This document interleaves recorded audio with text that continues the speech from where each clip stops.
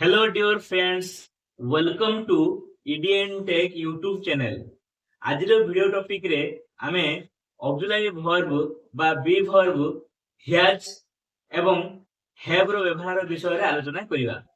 पूर्व video topic रे मु ऑक्सिलरी वर्ब बा be verb is am are रो व्यवहार करि सिखैथिली जाकी मो चैनल वीडियो लिस्ट रो अछि जे माने देखि नाओ सेठा जाई देखि पाइबो।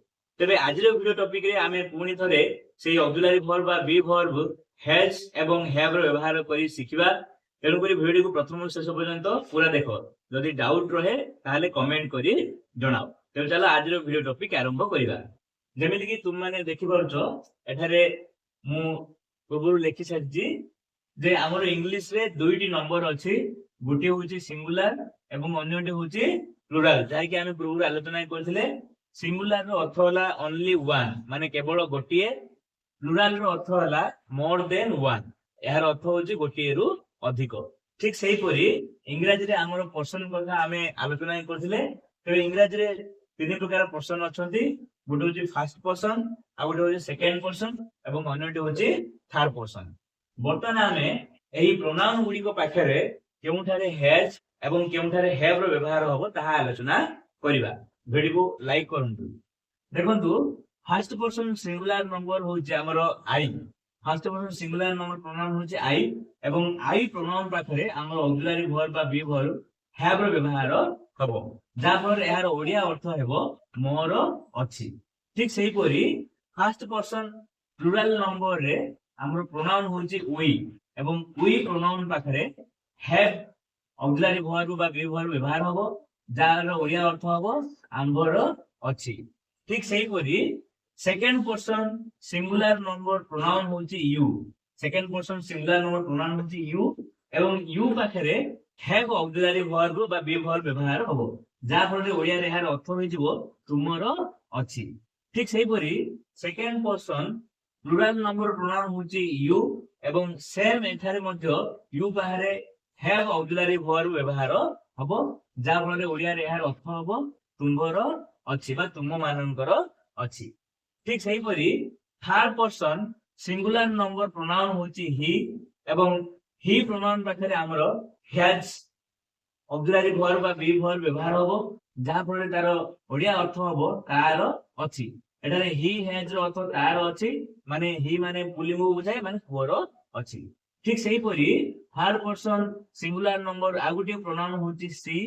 सी पाखरे मध्य हमर ऑक्सिलरी वर्ब बा बी वर्ब हैज रो व्यवहार हेबो सी हैज, आर ओडिया अर्थ हबो तार अछि। सी रो अर्थ होची एठी स्त्रीलिंग, तेनु एठी स्त्री रो अछि, सी हैज माने तार अछि को बुझाइबो। ठीक सही परी थर्ड पर्सन सिंगुलर नंबर हमर आगुटी प्रोनाउन होची इट। इट पाखरे हमर हैज व्यवहार हबो, जा फଳରେ इट हैज सेंटेंस हेबो एवं एहार ओडिया अर्थ हबो एहार अछि। ठीक सही परी जेति कि सब सिंगुलर नेम बा नाउन रहिले थर्ड पर्सन सिंगुलर नंबर रे से गुडी को पाखरे मध्य हमर हैज व्यवहार हेबो। जेमिति कि बॉय हैज, पिला माने मन देई देखो, बॉय माने एथे गुटी बाळक को बुझोची, तेनु करी ये third person singular number noun, जा फळे बॉय हैज सेंटेंस हेले तार ओडिया अर्थ हो बाळकर अछि। तापरे ट्री हैज, ट्री माने एठारे गोटी ट्री को बुझेला, तेनु करी ये होची थर्ड पर्सन सिंगुलर नंबर, जा फळे ता पाखरे ऑक्सिलरी वर्ब हैज व्यवहार हेला एवं सेंटेंस हे गेला ट्री हैज, एर अर्थ गछर अछि। ठीक सेही परी टाइगर हैज, टाइगर माने एठारे गोटी टाइगर को बुझेला, जा कि थर्ड पर्सन सिंगुलर नंबर अटे, तेनु करी टाइगर पाखरे मध्य हमर ऑक्सिलरी वर्ब बा बी वर्ब हैज व्यवहार हबो, जा फळे सेंटेंस हबो टाइगर हैज, एर ओडिया अर्थ होची बाघर अछि। ठीक सेही परी बर्ड हैज माने पक्षीर अछि। राजा हैज, राजार अछि, राजा होची थर्ड पर्सन सिंगुलर नंबर गुटे नाटी, तेनु करी एठी मध्य हमर हैज ऑक्सिलरी वर्ब व्यवहार हबो, जा फळे आर ओडिया अर्थ होई जो राजार अछि। ठीक से परी राधा हैज, एर अर्थ हबो राधार अछि। तापरे थर्ड पर्सन प्लुरल नंबर रे रहिला हमर प्रोनाउन दे। दे पाखरे हमर ऑक्सिलरी वर्ब बा बी वर्ब हैव व्यवहार हेबो, जा फळे दे हैव सेंटेंस तयारी हेबो एवं तार ओडिया अर्थ हबो सेमानंकर अछि। ठीक से परी हमर थर्ड पर्सन प्लुरल नंबर रे जतेको सब plural noun name, plural name अछि एवं नाउन अछि, से सब जाक पाखरे हमर have ବ୍ୟବହାର ହବ। ଯେମିତି କି boys have, ଏଠାରେ boys have ର ଅର୍ଥ ହଉଛି more than one boy, it means ଗୋଟିଏ ବାଳକରୁ ଅଧିକ ବାଳକ ଏଠାରେ ଅଛନ୍ତି, ତେଣୁକରି ସିଏ pleural third person pleural number ହେଲା, ସେଠି have ବ୍ୟବହାର ହେବ, ଯାହାଫଳରେ ଏହାର ଓଡିଆ ଅର୍ଥ ହେଇଯିବ ବାଳକ ମାନଙ୍କର ଅଛି। ଠିକ ସେହିପରି ଆଉ ଗୋଟିଏ ନାଉନ ହଉଛି ଚିଲଡ୍ରେନ। ଚିଲଡ୍ରେନ ହଉଛି ଥାର୍ଡ ପର୍ସନ ପ୍ଲୁରାଲ ନମ୍ବର, ତେଣୁକରି ସେଠାରେ ଆମେ ଅକ୍ସିଲାରୀ ଭର୍ବ ବା ବି ଭର୍ବ have ର ବ୍ୟବହାର କରିବା, ଯାହାଫଳରେ ଏଇଟା ହବ ଚିଲଡ୍ରେନ have ଏବଂ ତାର ଓଡିଆ ଅର୍ଥ ହବ ପିଲାମାନଙ୍କର ଅଛି। ଠିକ ସେହିପରି ଆଉ ଗୋଟିଏ ନାଉନ ହଉଛି animals। animals ପାଖରେ ମଧ୍ୟ ଆମର ଅକ୍ସିଲାରୀ ଭର୍ବ ବା ବି ଭର୍ବ have ର ବ୍ୟବହାର ହବ, ଯାହାଫଳରେ ଏହାର ଓଡିଆ ଅର୍ଥ ହବ ପଶୁ ମାନଙ୍କର ଅଛି। ଠିକ ସେହିପରି ଆଉ ଗୋଟିଏ ନାଉନ ହଉଛି trees। ଏଠି ଆମେ tree ବୋଲି ଦେଖିଥିଲେ, tree ବୋଲି ଯୋଉଟା କି ଆମର ଥାର୍ଡ ପର୍ସନ ସିଙ୍ଗୁଲାର ନମ୍ବର ହେଇଥିଲା, ତାର ପ୍ଲୁରାଲ ନମ୍ବର ହଉଛି trees, ଯାହାଫଳରେ ଗୋଟିଏରୁ ଅଧିକ ଗଛକୁ ବୁଝେଇଲା, ତେଣୁକରି ଆମେ ଏଠାରେ ଅକ୍ସିଲାରୀ ଭର୍ବ have ର ବ୍ୟବହାର କରିବା, ଯାହାଫଳରେ trees have ମାନେ ଏହାର ଓଡିଆ ଅର୍ଥ ହବ ଗଛ ଗୁଡିକର ଅଛି।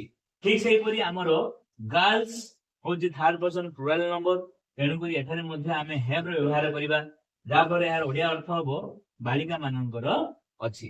ତ ଏଇଭଳି ଭାବରେ ଆମେ ନାଉନ ଏବଂ ପ୍ରୋନାଉନ କୁ ସିଙ୍ଗୁଲାର ବା ପ୍ଲୁରାଲ ଅନୁସାରେ has ଆଉ have ର ବ୍ୟବହାର କରିବା। ଯେତେବେଳେ ମୁଁ ତୁମ ସହିତ ଆଲୋଚନା କରୁଥିଲି ସେତେବେଳେ ମୁଁ କହୁଥିଲି ଯେ I have ଗୋଟିଏ ସେଣ୍ଟେନ୍ସ ଅଟେ, we have ଗୋଟିଏ ସେଣ୍ଟେନ୍ସ ଅଟେ, ମୁଁ ଏଠି ଏମିତି କହିଦେଇଛି, କିନ୍ତୁ ଇଏ ସେଣ୍ଟେନ୍ସ ନୁହଁ। ଯଦି ଆମେ ଏଇ I have ପାଖରେ ଆମର ପ୍ରେଡିକେଟ ପାର୍ଟ ଯୋଡା ଅଛି, ଯେମିତି ଗୋଟିଏ ବ୍ୟବହାର କରିଦବା ଆମେ ଏ ପେନ୍, ଏ ପ୍ରେଡିକେଟ ପାର୍ଟ ଯଦି ଆମେ ଏଠାରେ ଏଡ କରିଦବା ତାହେଲେ ଇଏ ପୁରା ସେଣ୍ଟେନ୍ସ ଗ୍ରାମାଟିକାଲି ଠିକ ହେଇଯିବ, ଗୋଟେ ସେଣ୍ଟେନ୍ସ ହେଇଯିବ। I have a pen, ଯାହାର ଓଡିଆ ଅର୍ଥ ହବ ମୋର ଗୋଟିଏ କଲମ ଅଛି। ଠିକ ସେହିପରି tree heads ମାନେ ମୁଁ ଗଛର ଅଛି ବୋଲି କହିଥିଲି, ଇଏ ମଧ୍ୟ ଗୋଟେ ସେଣ୍ଟେନ୍ସ ନୁହଁ। ଯଦି ଆମେ tree heads ପାଖରେ ଆମେ ଯଦି ଗୋଟେ ପ୍ରେଡିକେଟ ଲଗାଇଦବା, ଯେମିତି tree has many branches, ମାନେ ଏହାର ଅର୍ଥ ହେଇଯିବ ଗଛର ଅନେକ ଶାଖା ପ୍ରଶାଖା ଅଛି। ତେବେ ଇଏ ଗୋଟେ କରେକ୍ଟଲି ଗ୍ରାମାଟିକାଲି କରେକ୍ଟ ସେଣ୍ଟେନ୍ସ ହେଇଯିବ, ଯାହା ଫଳରେ ଆମେ have ଆଉ has ର ବ୍ୟବହାର କରି ଗୋଟେ ସେଣ୍ଟେନ୍ସ ତିଆରି କଲେ ବୋଲି କହିପାରିବା। ତେବେ ନେକ୍ସଟ ଭିडिଓ ଟପିକ ରେ ମୁଁ ଏଇ ଅକ୍ସିଲାରୀ ଭର୍ବ ବା ବି ଭର୍ବ has have ବ୍ୟବହାର କରିକିରି ଗୁଡାଏ ସେଣ୍ଟେନ୍ସ ତିଆରି କରିବା ଆଲୋଚନା କରିବି। ସେତେ ପର୍ଯ୍ୟନ୍ତ ତୁମମାନେ এইଭଳି ଭାବରେ ଆମର ପ୍ରଶ୍ନ ଅନୁସାରେ ସିଙ୍ଗୁଲାର ପ୍ଲୁରାଲ କୁ ନେଇ ଅକ୍ସିଲାରୀ ଭର୍ବ has ଆଉ have ର ବ୍ୟବହାରକୁ ମନେ ରଖିଥାଅ ଏବଂ ପ୍ରାକ୍ଟିସ ମଧ୍ୟ କରୁଥାଅ। ଆଶା କରେ ବର୍ତ୍ତମାନ ଆମେ ଯାହା ଆଲୋଚନା କଲେ ଅକ୍ସିଲାରୀ ଭର୍ବ ବା ବି ଭର୍ବ has have ର ବ୍ୟବହାର ତୁମମାନଙ୍କର ନିଶ୍ଚିତ ଭାବରେ ମନେ ରହିବ ଏବଂ ବୁଝିଯିବ। ଯଦି କୌଣସି ଡାଉଟ ରହିଥିବ କମେଣ୍ଟ କରି ଜଣେଇବ। ନେକ୍ସଟ ଟପିକ ରେ ଆମେ ଏଇ ଅକ୍ସିଲାରୀ ଭର୍ବ has ବା have କୁ ବ୍ୟବହାର କରିକିରି ଗୋଟେ ଗ୍ରାମାଟିକାଲି ଠିକ ହେଇଥିବା ପୁରା ସେଣ୍ଟେନ୍ସ ତିଆରି କରିବା ଶିଖିବା। So wish you all the best. Thank you to all.